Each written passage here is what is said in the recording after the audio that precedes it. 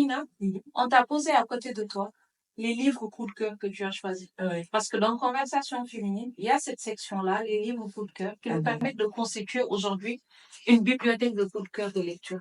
Pourquoi tu as choisi ce livre? Lequel tu as? Alors, j'ai de l'autre côté du regard de Ken Bougoul, que j'avais lu et peut-être oublié beaucoup de choses parce que il y a beaucoup de choses qui ne...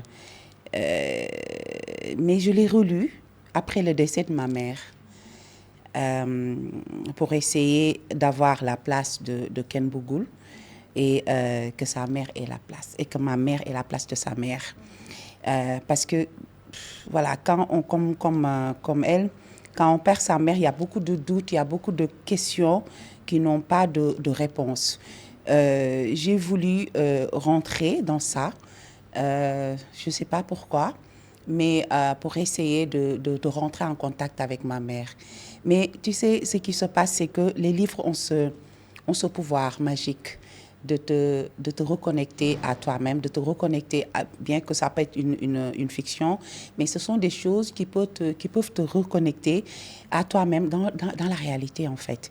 Et c'est ce que j'ai ressenti quand j'ai terminé le livre. Je pense que, mis à part Bakara, que j'écoutais après le décès, que je ne l'écoutais pas avant. Mais j'ai appris que ça apaisait le cœur. Et à part ça, je pense que ça fait partie des choses, cet ouvrage-là, qui m'ont énormément apaisée. Voilà. Et aussi l'autrice qui est une seconde maman pour moi, qui est une amie et tout. Je ne lui en ai pas parlé d'ailleurs, je lui ai rien dit, mais voilà, c'est un ouvrage qui m'a apaisée. Je conseille à beaucoup de personnes, aux personnes qui ont perdu un proche. C'est pas seulement une mère, mais qui ont perdu un proche, de comment appréhender la douleur et de comment passer à un soulagement, bien que la douleur ne disparaît jamais. Alors, il y a Soula de Toni Morrison. Que je lis il y a très très longtemps parce que ce livre est sorti bien des années avant ma naissance. Donc ça appartenait à ma mère. Ma mère, pour rappel, avait une grande bibliothèque à la maison où elle amenait énormément de livres qu'elle lisait, qu'elle rangeait. Elle ne nous demandait pas de lire, c'était ses livres à elle, mais nous on lisait quand même. Donc je pense que tout est parti, tout ce que je fais aujourd'hui est parti de cette bibliothèque-là. Parce que c'est elle qui m'a donné le goût de la lecture avant d'en arriver à l'écriture. Donc Soula, à l'époque, Soula, c'est Soulapis, le nom de famille que je me rappelle. En français, c'est P. Donc c'est une personne très libre, qui a appris à être libre, qui a appris à se faire toute seule. Donc du coup, moi je me voyais un peu en elle en fait. Je pense que je l'ai lu vers quand j'avais 16 ou 17 ans, quelque chose comme ça. Et c'est quelque chose aussi qui m'a énormément manqué. Je pense que c'est le seul livre de Toni Morrison que j'ai lu. Je n'ai pas lu les autres. On ne peut pas tout lire. Donc, je n'ai pas lu les autres. C'est le seul livre de Toni Morrison. Et ça m'est resté, en fait. C'est-à-dire, il y a de ces ouvrages que tu lis d'un auteur ou bien d'une autrice. Quand ça finit, tu as peur d'entamer une autre lecture, une autre œuvre de l'auteur. Voilà, ça m'arrive très souvent. Et parfois, je préfère rester sur... Mais je vais quand même peut-être lire les autres. Mais ça, c'est un ouvrage qui m'a beaucoup marqué. De l'amour, de l'amitié, de la rébellion, de la liberté.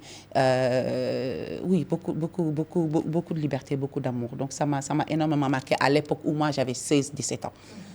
Le dernier, je pense que c'est... oui, les murailles de terre, plutôt. J'avais lu, il y a des lectures rapides. Tu le fais parce que, voilà, on te parle de l'auteur, de l'autrice. Quand on est jeune, nous, dans notre milieu à l'époque, ouais, je lis des livres, je lis telle personne, etc. Mais c'était rapide et après, tu peux oublier. Mais j'ai relu ses goûts grâce à Asietou Penda Diop, qui était très fan de Marie Scondé, Asietou que nous avons perdu en janvier 2024, 2 semaines après ma petite sœur. Donc ça a été un choc énorme.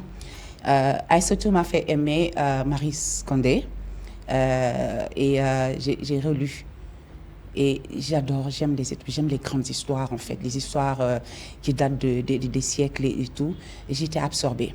Alors après, tu découvres l'immensité de, comment dire, euh, euh, la qualité de l'écriture.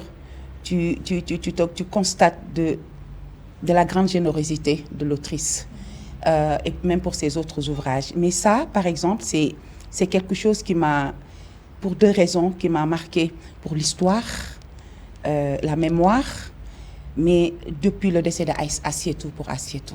Voilà. Tu me mets dans un état d'émotion. Oui, parce que Assietou aussi, c'est quelqu'un que je parle plus. Je parle plus d'elle parce que, voilà, je n'y arrive pas souvent. C'est aussi une perte énorme. Quand comme je dis souvent, soo xamulee dee, ku dee nga jooy. Mais il y a des gens yoo xam ne bu ñu la jegee, bu ñu deewee tout ce qui est, en fait, dootoo xamati fan ngay yuuxoo ba da ngay mujj muuma. loolu moo ma dal si. ñu santee ko yàlla bu baax a baax waaw, et que di bañ a nekk suñu gisante bu mujj. Merci beaucoup vraiment pour ça.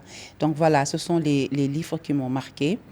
Enfin, il y en a énormément, mais j'ai tenu quand même à choisir ces trois-là. Il y en a énormément. Il y a beaucoup de livres qui m'ont marqué. Peut-être parfois même insoupçonné. Tu arrives à un niveau de lecture et il y a quelque chose qui se déclenche en toi. Pour beaucoup d'auteurs, beaucoup d'autrices. J'organise un salon du livre féminin, mais je lis aussi les hommes. Voilà. Ouais, je lis aussi les hommes.